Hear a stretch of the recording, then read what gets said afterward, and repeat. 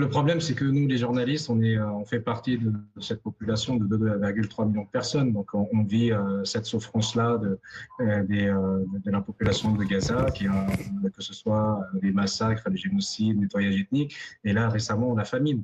Et la famine, c'est sur toute la population de Gaza. Malheureusement, il n'y a plus rien qui entre dans la bande de Gaza. Il y a quelques camions d'humanitaires qui passent. C'est juste un compte-gouttes et une goutte dans l'océan pour les besoins de la population. Et malheureusement, dans cette famille-là, les plus vulnérables sont les enfants et les femmes et les personnes âgées. Récemment, là, dans les 48 heures, il y a eu 23 personnes qui ont été tuées avec cette arme de la famine, parce qu'ils n'arrivent pas à trouver. La scène quotidienne de tous les Palestiniens, c'est une casserole à la main, un jerrycan, pour chercher à manger, parce que malheureusement, personne n'a les moyens d'acheter dans le marché. Et déjà, on ne trouve plus rien dans le marché depuis presque 4 jours.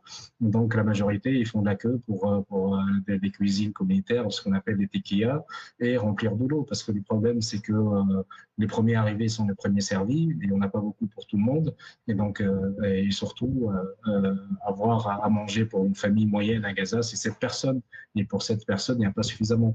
Moi, mais personnellement, je suis une famille, j'ai mon 2 enfants, mon enfant Wally qui a bientôt 4 ans et Ramzi qui a 4 mois. Heureusement pour Ramzi qu'il est toujours allaité, donc on n'a pas besoin de lait pour les enfants, pour les bébés, parce qu'on ne trouve pas de lait dans le bébé. Même si j'ai quelques moyens d'en acheter ce lait-là qui est trop cher, mais on ne le trouve plus dans le marché.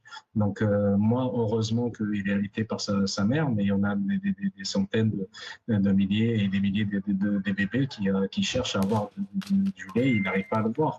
Et bien sûr, quand on parle aussi des journalistes, notre travail, ça doit être aussi de se déplacer tous les jours d'un endroit à un autre pour couvrir ce qui se passe. Malheureusement, on n'a pas cette possibilité parce qu'on est épuisé physiquement. Et deuxièmement, parce qu'on n'a pas le moyen, il n'y a pas de moyen de transport faute d'avoir de fuel dans la bande de Gaza. Il n'y a plus de fuel qui entre. Donc, soit on fait des kilomètres à pied, soit sur des charrettes.